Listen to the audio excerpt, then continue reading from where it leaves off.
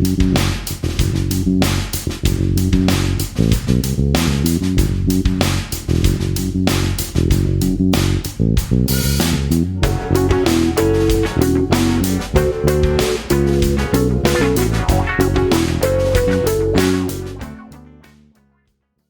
torcida do Democracia Futebol Clube. Eu sou Roberto Jardim e começa aqui mais um DFC Entrevista, agora com uma novidade, fazendo parte da Ludosfera. A conversa de hoje será com o documentarista Lúcio Branco. Confere aí o papo. Para começar, então, eu queria que tu falasse um pouquinho de como foi a tua infância, assim, né? Onde tu nasceu, cresceu, e como que tu começou a viver o futebol, como é que o futebol entrou na tua vida, assim, né? Fazer uma linhazinha de tempo, assim, né? do começo da tua vida, né? Sim. Maravilha, Roberto. Antes de tudo, agradecer aqui esse espaço, essa oportunidade bacana para a gente poder falar sobre os filmes que eu fiz, né, com esse recorte, né, futebolístico. Realmente uma oportunidade assim, não muito comum, né, não tão usual, pelo fato de que, não sei, eu acho que existe um certo... A gente pode conversar sobre isso adiante, nesse início, né, depois desse início da nossa conversa, sobre esse tema, né, que é um certo preconceito mesmo, uma certa discriminação que existe contra filmes de futebol, né, eu acho, de certa forma, uma produção que seja acadêmica, artística, cultural, relativa a esse tema, né, eu acho que ele fica muito restrito demais ao âmbito desportivo, né, eu acho que ele transcende esse campo, né, transcende, no caso específico do futebol, as 4 linhas, né, isso é um clichê, mas que a gente tem que usar ele com alguma frequência quando a gente comenta sobre esse tema, né. Bom, eu nasci no Rio, né, sou carioca, eu nasci em 74, sou ligado ao futebol desde muito cedo, é claro que eu sou de uma geração marcada pela Copa de 82, né, eu também vi aquilo ali, né, sofri muito, criei uma expectativa gigantesca, assim como o Brasil todo, e não só o Brasil, posso dizer que o mundo também, né, realmente uma geração brilhante, né, mas que realmente não levou, né, não levou o título, então realmente aquilo ali foi uma coisa marcante para mim. Eu sou botafoguense, então essa coisa de não ganhar título é uma experiência muito comum também na minha experiência futebolística, pelo fato de que eu nasci em pleno jejum, né? Se eu sou de 74, né, o Botafogo ficou 20 anos sem ganhar título, 68 foi o último título, né? Fomos roubados em 71, poderíamos ter ganho também em 71 brasileiro, talvez, 72, quando foi para o final, né? Esses 2 anos, mas nasci em 74 e fui ali, sabe, sou botafoguense de nascença, algo que é um fatalismo mesmo, uma fatalidade, você não tem como escapar disso, o Botafogo é que te escolhe, não é o contrário, e eu passei aquele período assim, duríssimo do jejum, né? Apesar de eu podido ter visto jogadores muito bons, assim, dos quais eu tenho assim, uma muito boa lembrança, saudade mesmo, como Mendonça, né? Recém-falecido, os jogadores que eu gostava também, assim, daquela geração, mesmo sendo tão brilhante como era o Mendonça. Mendonça era realmente um cracaço de bola, né? Eu gostava do Rocha, eu gostava do Perivaldo, né? Do Berg, eram jogadores assim, que tinham uma marca muito característica dos jogadores do Botafogo, da história deles, né?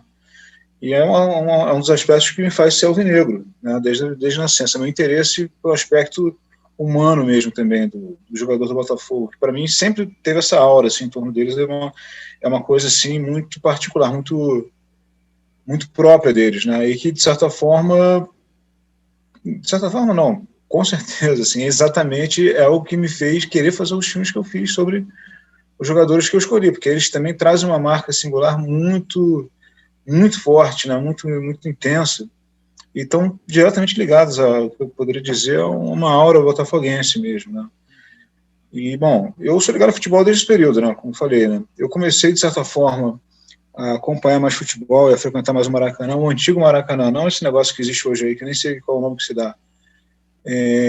A partir mais olha que coisa curiosa, do ano de 95, o ano que o Botafogo conseguiu se sagrar campeão brasileiro, né?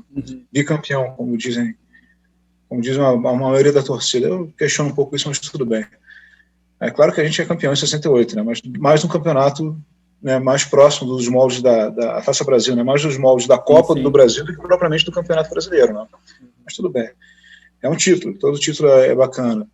Agora, bom, é isso. Eu sou ligado a futebol desde cedo. Sempre gostava de jogar futebol, apesar de nunca ter sido craque, nunca ter nutrido assim, a esperança, me auto-enganado, achar que um dia eu poderia ser jogador profissional. Eu gostava de agarrar no gol também, quando era bem novo. Pô, não cresci muito, tenho uma estatura mediana para baixo, e realmente fiquei mais na posição só de atacante no início, e como a minha perícia, minha habilidade técnica com a bola foi cada vez se revelando menos assíduo, assim, eu fui me deslocando até para virar zagueiro. Zagueiro também não é exatamente uma boa estatura. Até há pouco tempo, assim, eu jogava futebol com o pessoal do Radical Contra Futebol Clube, que é um time aqui do Rio, bacana, de futebol de várzea, que a gente fundou em 2015. O futebol é um clube bem bacana, traz no escudo um emblema, o Buenaventura do Ruth, a efígie, a figura dele, né? O guerreiro anarquista da Revolução Espanhola de 36. E é um pessoal bacana que joga. Eu estou aposentado dessas chuteiras aí, as pendurei chuteiras, estou aposentado desse futebol que a galera joga, porque é a idade, né? Eu sou mais velho da turma ali, sou um dos fundadores do clube, mas o pessoal deve estar com 30 e poucos anos, eu estou com 46, então não dá para competir. Sim. Bom, o mesmo falou, nasceu em 74, né, e começou a frequentar mais o Maracanã em 95, falou, né? E o Maracanã ainda era o Maracanã, né? Antes das reformas que teve e tal, né? E era o futebol da época era diferente do futebol de hoje, né? Era talvez um pouco mais romântico, né? Os times brasileiros, né, quase todos com grandes equipes, né? Na década de 80, começo de 90 ainda, né? Eu queria te perguntar, assim, já que tocou um pouquinho disso, assim, como é que tu vê essa evolução ou involução do futebol, né, daquela época para agora, assim, né, até essa coisa da paixão, assim, hoje em dia a gurizada quase que todo mundo torce para time da Inglaterra, da Espanha, que é o que está na TV, né? Então, como é que tu vê essa evolução, que na minha vista é uma involução, né? Não é uma evolução. Como é que tu vê isso assim, no futebol moderno? Sim. É um uso totalmente feliz do termo, é involução mesmo. Não vejo outro termo melhor para definir realmente essa perda de identidade, que a rigor o fenômeno que se trata mesmo é a perda da identidade do futebol brasileiro. A gente que recriou a modalidade, né, reinventou ela, né, criando a partir dela uma coisa chamada futebol arte, a gente foi perdendo um tempo o apego a isso, né, quer dizer, condições aí de caráter econômico, social, não permitiram, cultural principalmente, não permitiram que o futebol brasileiro mantivesse essa identidade. Né? Isso é um processo que já começou há um bom tempo. É claro que a Copa de 82 que eu citei, ela é, de certa forma, um resgate daquilo que o Brasil parecia que estava começando a perder ali, depois de 1970, principalmente por conta da militarização do futebol, né, que é um assunto que eu trato nos filmes que eu fiz. Realmente, a perder a identidade a partir daquele momento, né? Mas, de certa forma, 82 foi um ponto fora da curva, porque de alguma forma juntou uma geração, houve a combinação de vários líderes, né, de cada clube que jogava, assim, mais ou menos como em 70, né? Se for ver, cada jogador de 70 ali era capitão do time que jogava, jogadores extremamente habilidosos, experientes, com visão de jogo e muito maduros, né? 82 também teve isso, né? Sócrates, Zico, Falcão, né? Você tinha em 70 era covardia, né? Carlos Alberto Torres e Pelé no mesmo time, né?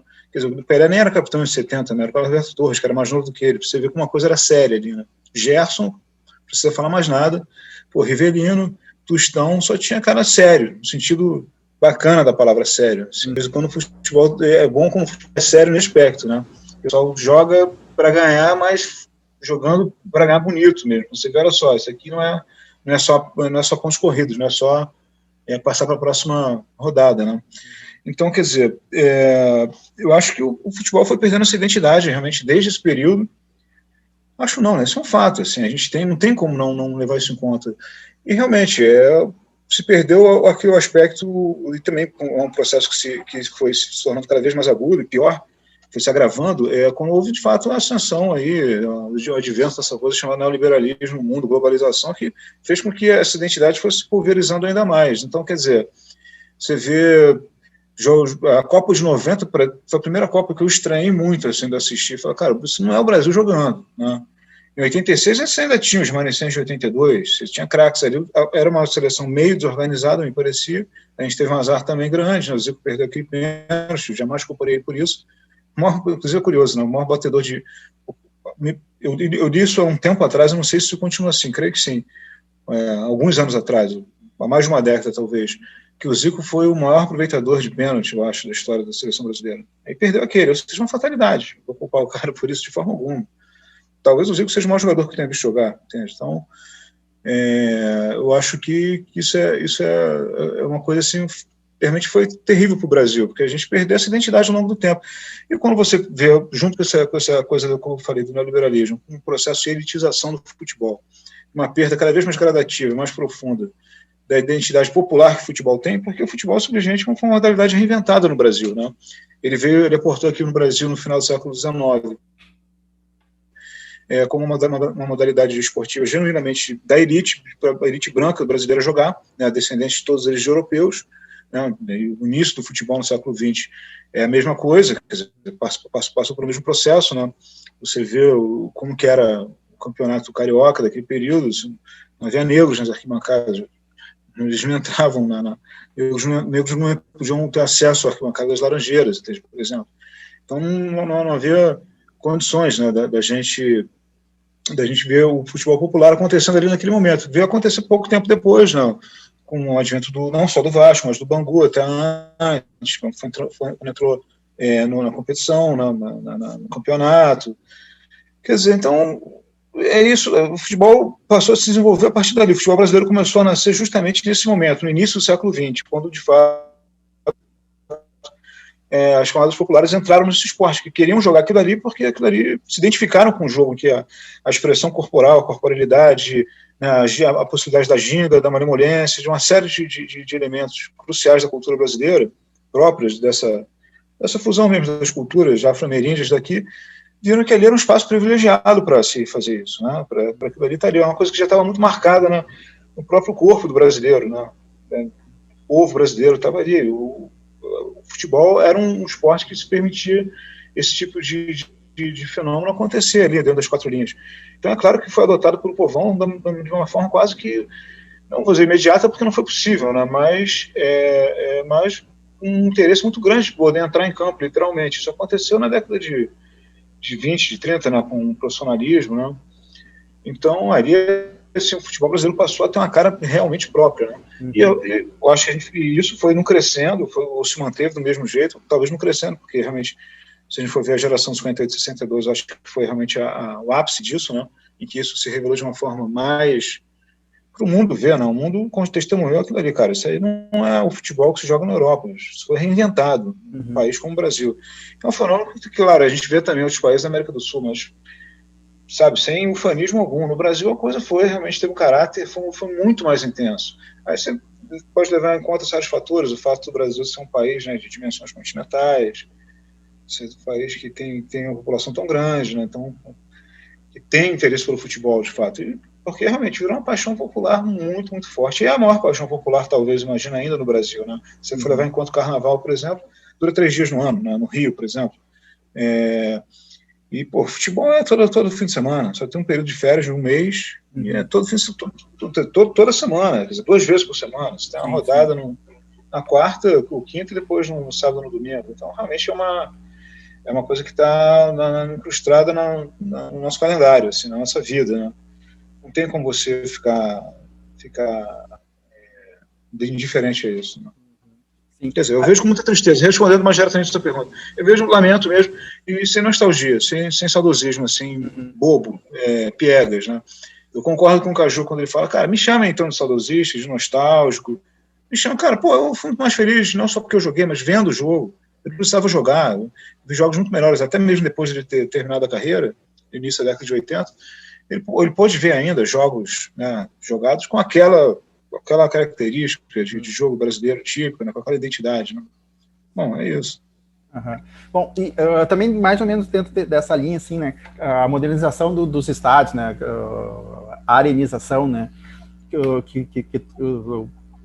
que levou, elitizou, né, o estádio, porque o preço dos ingressos estão caros, assim, né, afastou a população, o povo, né, das arquibancadas, né, que o Maracanã tinha geral, que no Beira-Rio tinha a Coreia, outros estádios tinham a geral também, acho que o Mineirão, e o estádio lá de Goiás, também de Goiânia, tinha a geral, né, E vendo que pesquisas recentes que mostram que quase 41%, o interesse do brasileiro pelo futebol caiu, né? Que uma das últimas pesquisas que eu li dizia que apenas 41% da população brasileira estava acompanhando futebol, acompanhava com frequência, assim, né? Eu acho que isso é uma consequência dessa linha evolutiva que a gente estava conversando, né? Do futebol brasileiro mudou, tipo, seleção, o torcedor não tem mais acesso à seleção, os jogos são tudo fora daqui, né? Antes era sempre no Maracanã ou em alguns estádios, né, nas capitais, até no interior jogava de vez em quando, né? Mas hoje não tem mais, né? Então acho que esse afastamento do torcedor da seleção e do interesse pelo futebol, assim, tem um pouco a ver com essa modernização, com essa elitização do futebol. Sim, não, mas não há dúvida. É uma modalidade que ela sofreu mudanças assim, estruturais, né, ao longo do tempo, nas últimas décadas, muito por conta justamente desse pertencimento do mundo a essa fase histórica que ele está atravessando, né? Essa coisa da globalização, do neoliberalismo, que é um período realmente, como o Afonso fala, um período vergonhoso da história da humanidade, que ele espera que no futuro, quando esse momento que a gente está vivendo seja avaliado com essa devida consideração. Tipo, olha, vamos levar em conta que esse período da história humana foi um troço horrível, entendeu? Tipo, sobre vários aspectos. Você vê uma paixão popular tão apaixonante mesmo, assim, né? Tão característica da identidade brasileira. Eu posso falar também da identidade de outros países, né? Cada país leva a sua marca assim, de identidade cultural para a forma como joga o futebol, né? O Brasil, eu acho que, eu digo mais uma vez, repetindo, assim, sem ufanismo, eu acho que o Brasil foi o ápice disso, conseguiu colaborar para a reformulação desse estilo desse jogo, né? Imprimindo um novo estilo de jogo. Acho que não tem nenhum outro país do mundo fez isso com o Brasil, né? Digo isso sem nacionalismo mesmo, né? E a gente foi tendo isso sendo perdido ao longo do tempo por conta dessas injunções. Você vê a coisa também, né? Que aí tem uma coisa de caráter mais de mercado, que a gente tem que levar em conta também, que também é estrutural, essa coisa que sempre se fala dos moleques, divisão de base muito jovens nos clubes, já vão para fora desde cedo, né, entende? Não jogam mais aqui porque estão ligados a essa coisa mesmo do mercado, o que é natural, você tem que estar ligado no mercado, claro, são profissionais, coisa e tal, né, a gente tem que saber como fazer a crítica disso. Agora, é uma crítica que a gente tem que fazer no nível estrutural, porque o futebol ele se tornou isso, o futebol profissional ele se tornou isso, e isso afeta evidentemente a cultura, por exemplo, da pelada, se a gente levar em conta, futebol amador, futebol jogado da forma mais lúdica possível, né, com o pessoal aí que não é exatamente atleta, né, mas que joga no fim de semana, mas que ali você vê o estilo de jogo brasileiro também, infelizmente, perdendo as suas características, entende? E isso é uma coisa que eu pude perceber também, né, com o tempo, jogando agora mais velho, com 40 e poucos anos ali, com o pessoal do Radical, eu já podia reparar, jogando com garotada nova na terra do Flamengo, a gente jogava lá, não sei, umas poucas vezes, uns 2 ou 3 garotos novos, assim, jogavam com um estilo próprio mesmo, assim, com uma coisa assim, interessante, você vê, tinha ali uma malandragem, uma certa malemolência, um jogo mais sinuoso, essa coisa do swing, né, que o Caju gosta tanto de falar, né, e simplesmente eu vi isso, realmente alguns, mas eram poucos, a maior parte dos jogadores parecia que estava, sei lá, queria imitar o estilo de jogo, sei lá, que se joga na Europa, assim, a gente pode fazer até o elogio de um jogador ou outro atual, mas eu acho estranho, só para citar, uma coisa que me veio à cabeça, assim, eu acho que é pertinente eu falar isso, o Cristiano Ronaldo é um cara que, né, tem um currículo aí, campeão, claro que o cara é craque, joga bem, mas o estilo de jogo do cara é um troço estranho, entendeu? É um craque típico do futebol contemporâneo, assim, da época que a gente está, né? Claro que ele é bom, não estou de forma nenhuma desqualificando ele, mas se eu estou levando em conta um jogador do nível dele, que é tão bom, né? Que é um cara que, tem domínio de bola e tudo, tem uma série de predicados ali que são realmente inegáveis, mas, a referência de craque que a gente tem joga daquela forma, daquele estilo de jogo, eu já acho meio estranho. Então, se o craque é assim, então imagina a galera que não é, entendeu? Eu acho isso uma coisa que pode parecer meio herética, assim, para uma geração mais nova. Como é que você está falando mal de um craque? Eu não estou nem exatamente falando mal dele. Eu estou reconhecendo ele como craque, de fato, que ele é. Mas o cara não é genial, sabe? Você não vê umas coisas assim de improviso, um futebol totalmente inusitado, inesperado, que eu vi em jogadores, inclusive, medianos. Eu estava até um pouco tempo atrás, comentei até com um amigo meu flamenguista, tem até 2 jogos, né, conhecidos assim, desse ano, do Botafogo e Flamengo, de 81, né, o jogo da vingança lá do Flamengo em Botafogo, quando devolveu 9 anos depois o 6-0, e um jogo em que o Botafogo foi para a semifinal brasileira depois de ganhar de 3-1 do Flamengo, né, que o Mendonça aplicou o drible de baila comigo, né, em cima do Júnior, 3-1 Botafogo, clássico. Mas tem um jogo que o Botafogo também ganhou do Flamengo nesse ano, foi 2-1, acho que o jogo. 2-1, não, acho que sim. E o jogo assim não tem nada demais. Você não vê o primeiro gol do Botafogo é bonito, meio de bicicleta, coisa e tal, mas assim, um jogo é interessante de você assistir, assim, porque você simplesmente vai ver jogadores, assim, tanto, por exemplo, sei lá, tinha alguns jogadores craques do Flamengo não jogaram nesse jogo. E alguns do Botafogo também. O Botafogo estava um pouco desfalcado, o Mendonça jogou, isso eu me lembro. A maneira como o pessoal atacava e defendia, assim, os marcadores marcando, até os marcadores gingavam, pô, na hora que eles estavam sem a bola. Parecia que eles estavam enganando, até entende, uma coisa mais comum, né, do driblador, do atacante fazer isso com o defensor, do que o contrário. Parecia que o defensor estava ludibriando também o atacante, na forma como, eu vou pegar a sua bola agora, não vou pegar, entende? Eu não vejo mais isso, assim, eu não vejo mais isso mesmo no futebol. Qualquer futebol, inclusive, vejo isso, não vejo isso também em pelada mais, assim, infelizmente. A não ser o pessoal da velha guarda que de vez em quando não confere no jogo deles, eu vejo que o pessoal guarda um pouco desse tipo de estilo, né, que é engraçado. Mas não dá, evidentemente, para aplicar isso da mesma forma como no passado, lá em que o pessoal estava mais, né, com a forma melhor. Né. Mas, quer dizer, é uma coisa curiosa, o jogo mudou, né, de estilo, mudou o aspecto, a aparência dele, o aspecto plástico, a coisa da habilidade, entendeu? Do inusitado, do jogo inesperado. Você está... A maneira como o sujeito mata a bola, você vê que a maneira como se um cara sabe matar a bola, antes de tudo, você já vê que o futebol, a bola sai diferente ali da perna dele, você vai ver que o futebol tem um outro tipo tem um outro tipo de natureza, entende? Ou seja, aquele cara ali, ele tem um domínio da bola que a maior parte dos jogadores não tem. E eu via isso assim, com mais frequência em peladas que eu jogava, por exemplo. Assim como eu vi em futebol profissional. É uma coisa que vem sendo perdida ao longo do tempo, né? Apesar de que, claro, você vai ver jogadores muito bons também atualmente, entende? Mas eles não jogam do mesmo jeito, sabe? Não jogam. Se adequaram ao tempo presente, é aquela coisa. Como é que você vai fazer isso? Vai fazer com que jogadores craques do passado peguem a máquina do tempo e joguem hoje em dia do mesmo modo? Isso não tem como ser, afinal de contas, você vive o tempo presente, né? Sim. Claro, você tem que viver a sua época, é inegável o problema. Então, por isso que eu digo, o problema é mais de ordem estrutural mesmo, né? O que o futebol se transformou em nível global, entende? Estruturalmente falando. Então, se você tem atravessamentos de todos esses fatores que fizeram o futebol ficar tão precarizado nesse sentido, né, de termos de identidade, de um aspecto lúdico dele, um aspecto carnavalizado, que seja essa coisa do inusitado. Bom, resumindo, eu vou falar um clichê, uma coisa que se fala assim, com frequência, isso não é nenhuma novidade.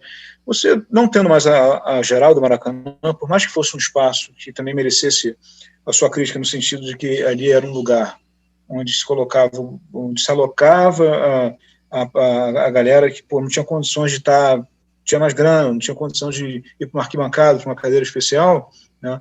Se você realmente, mesmo a gente fazendo essa crítica, vendo que realmente o Maracanã não é um espaço, nunca foi exatamente um espaço democrático, hoje em dia é antidemocrático mesmo, assumidamente antidemocrático, né? Mas antigamente não era tão democrático assim, porém é muito mais democrático que o atual ex-Maracanã, né? Como o Afonso fala no A8, quer dizer, é isso. Se você perde a geral, quer dizer, se você perde o contato ali lúdico, direto do povão com um craque, que ele só vê na televisão ou ali no campo, quando ele consegue ver ali de perto, quando ele conseguia, melhor dizendo, você perde isso, cara. Você já perdeu muito da identidade do futebol.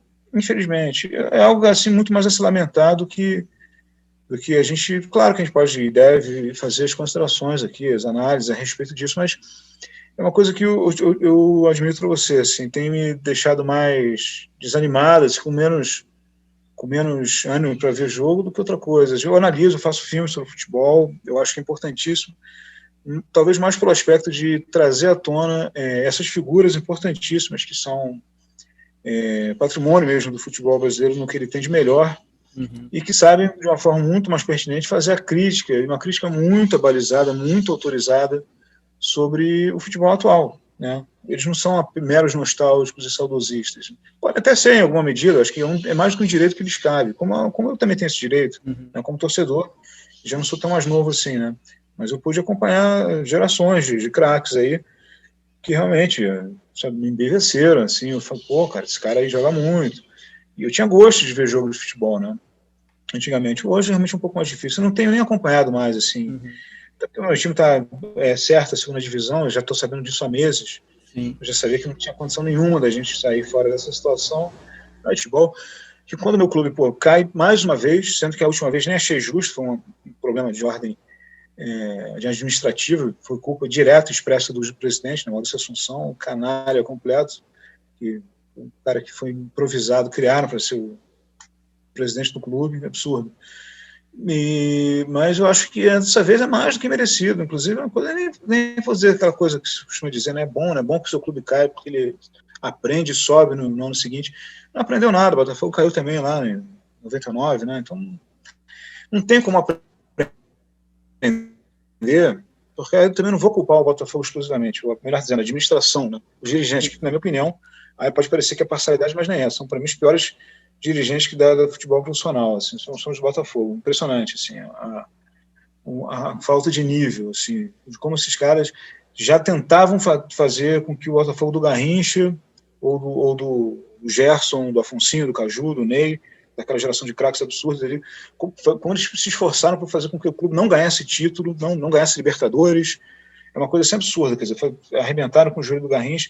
Quer dizer, já no passado em que o futebol brasileiro brilhava, e muito graças ao Botafogo, pode-se dizer, o Botafogo ao Santos, né, principalmente o Botafogo ao Santos, quer dizer, se você vê que os caras já eram tão incompetentes e tão mal intencionados naquele período, pô, o que vem depois era certo, né? Não poderia ser melhor, né? Ainda mais nos dias de hoje, com o futebol nesse nível. Né? E esse foi o DFC Entrevista na Ludosfera com o documentarista Lúcio Branco. Na semana que vem tem mais. Então, para nos acompanhar, nos segue lá no ludoped.com.br ou nas plataformas de podcast e no YouTube. Até a próxima!